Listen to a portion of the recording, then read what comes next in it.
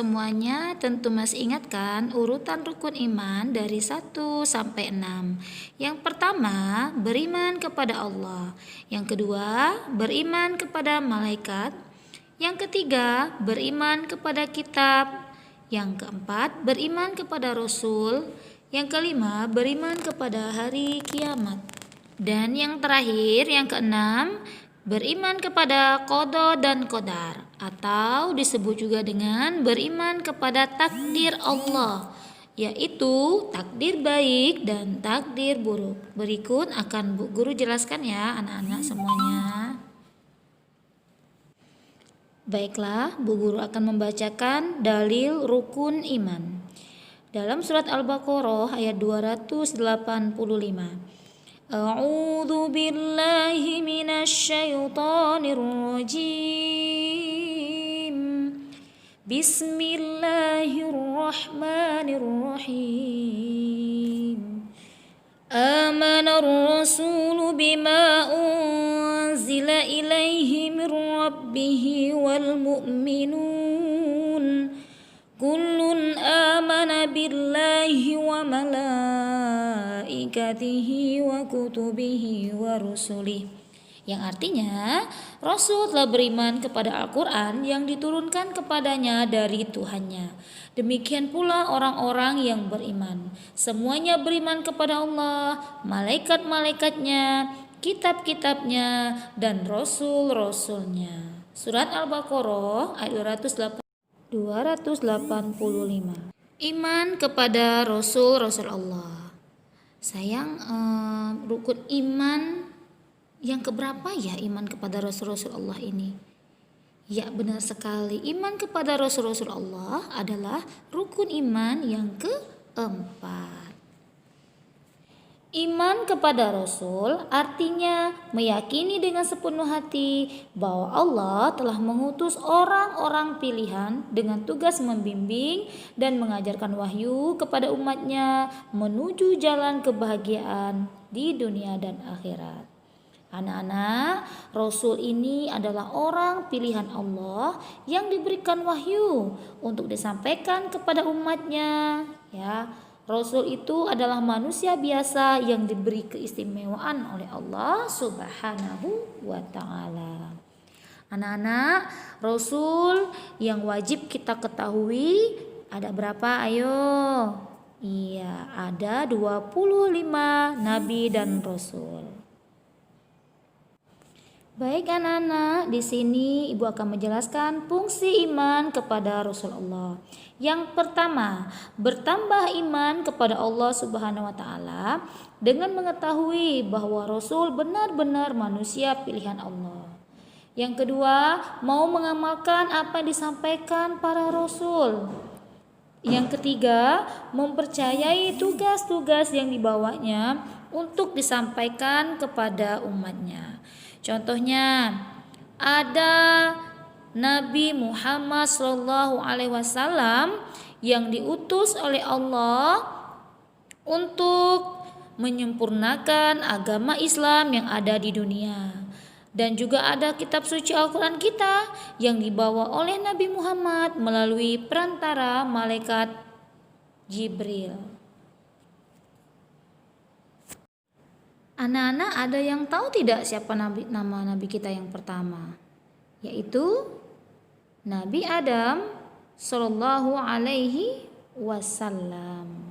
Nabi Adam ini adalah nabi pertama yang diciptakan oleh Allah dari tanah sayang. Ya, Adam ini adalah manusia pertama yang diciptakan oleh Allah. Nama istrinya Nabi Adam adalah Siti Hawa. Mereka hidup bahagia di surga Allah. Dan ada pula nabi yang terakhir yang diciptakan oleh Allah, yaitu Nabi Muhammad Sallallahu Alaihi Wasallam. Jadi sayang, nabi kita yang terakhir ini adalah Nabi Muhammad Rasulullah kita, umat Islam. Selanjutnya, rukun iman yang kelima adalah iman kepada hari akhir atau hari kiamat. Anak-anak yang Bu Guru sayangi, sekarang Bu Guru akan menjelaskan tentang iman kepada hari akhir. Iman kepada hari akhir atau hari kiamat artinya mempercayai bahwa seluruh alam semesta dan segala isinya pada suatu saat nanti akan mengalami kehancuran, dan mengakui bahwa setelah kehidupan di dunia ini akan ada kehidupan yang kekal, yakni di akhirat nanti. Jadi nak, dunia ini hanyalah sementara, hanya tempat persinggahan kita saja. Kita punya rumah yang besar dan bagus, punya mobil yang mewah, itu semua adalah titipan Allah nak. Suatu hari Allah akan mengambilnya. Dan pada suatu hari juga semua dunia dan seisinya akan mengalami kehancuran. Jadi kita jangan pernah merasa bangga, jangan pernah merasa sombong dengan apa yang kita miliki. Apa yang sudah Allah berikan kepada kita harus kita syukuri ya anak-anak ya. Dengan cara rajin beribadah kepada Allah, kemudian rajin-rajin bersedekah walaupun hanya 500 rupiah. Yang penting anak-anak Bu Guru ikhlas untuk bersedekah.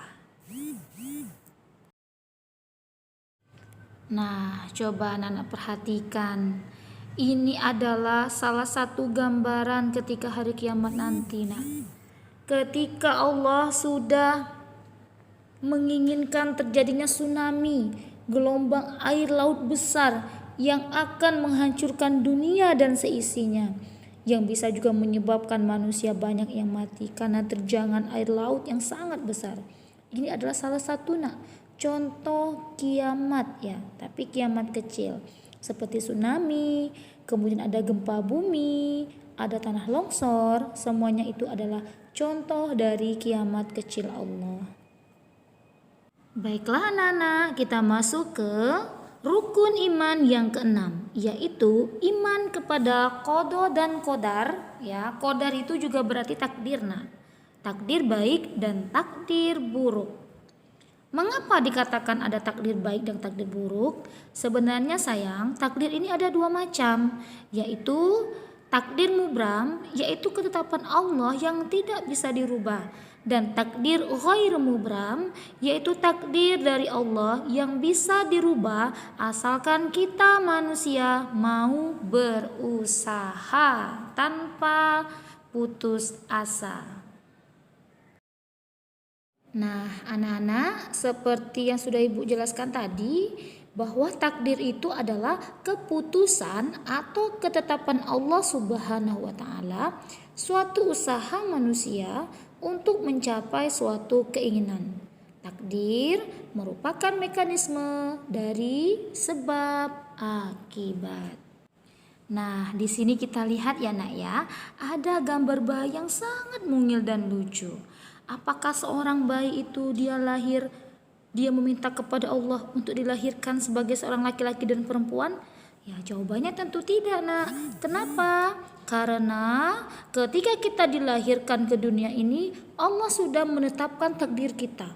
Oh, misalnya si Budi ditakdirkan oleh Allah menjadi seorang anak laki-laki, Anissa ditakdirkan oleh Allah untuk menjadi seorang anak perempuan. Artinya apa sayang? Ketika Allah sudah mentakdirkan kita untuk menjadi seorang laki-laki, maka hendaklah kita berpakaian laki-laki, kemudian bersikap seperti seorang laki-laki ya. Kemudian bermainnya juga yang laki-laki, misalnya nih main mobil-mobilan. Begitu juga dengan anak-anak Bu Guru yang cantik-cantik nih. Ketika kita sudah ditakdirkan untuk menjadi seorang wanita sayang, maka kita harus berpakaian wanita. Kemudian selalu menggunakan hijab ketika keluar rumah. Mainnya juga nak, mainnya yang perempuan, mainnya yang boneka-bonekaan ya. Atau main masak-masakan. Itu menunjukkan sejatinya dari takdir yang Allah berikan kepada kita. Hendaknya kita pergunakan takdir itu dengan sebaik-baiknya. Contoh takdir mubram yaitu takdir yang tidak bisa dirubah oleh manusia. Ini merupakan ketetapan Allah. Contohnya apa nak? Yaitu kematian. Tidak ada yang akan bisa menghindar apa itu yang namanya kematian. mau kita pergi jauh, mau kita pergi ke luar negeri. Nah, kalau ajal kita sudah datang, ketika malaikat Israel sudah menjemput kita, ketika kata Allah ajal kita tiba, maka di saat itulah kita akan mati. Kita tidak akan bisa merasakan lagi yang namanya hidup di dunia. Nah, sayang, kalau ini contoh takdir ghair mubram, yaitu takdir dari Allah yang bisa dirubah asalkan kita mau berusaha dan juga berdoa. Misalnya kalau anak-anak Bu Guru mau jadi orang yang pintar, mau jadi orang yang pandai, nah di sini ada nih gambar dapat juara sekolah. Artinya apa, Nak? Anak-anak Bu Guru semuanya harus rajin belajar dan juga rajin berdoa kepada Allah Subhanahu wa ta'ala. Nah, ini contoh takdir ghair mubram yang kedua ya, Nak ya. Ini ada gambar anak yang sedang sakit yang dengan setia ditemani oleh ibunya. Kalau kita sakit biasanya kita berobat kemana, Nak? Iya benar, harus berobat ke dokter. Kenapa harus berobat ke dokter, Bu Guru? Kalau kita sakit kemudian kita tidak berobat, maka kita tidak akan sembuh-sembuh nanti sakitnya. Nanti kalau nggak sembuh-sembuh, anak-anak Bu Guru nggak bisa belajar dong. Kemudian nggak bisa main sama teman-temannya ya. Oleh karena itu, Nak, ketika Allah memberikan rasa sehat kepada kita, maka kita harus pergunakan dengan sebaik-baiknya. Jangan banyak-banyak minum air es atau minum es krim ya sayang ya, ataupun coklat-coklat dan lain sebagainya. Minumlah minuman yang sehat.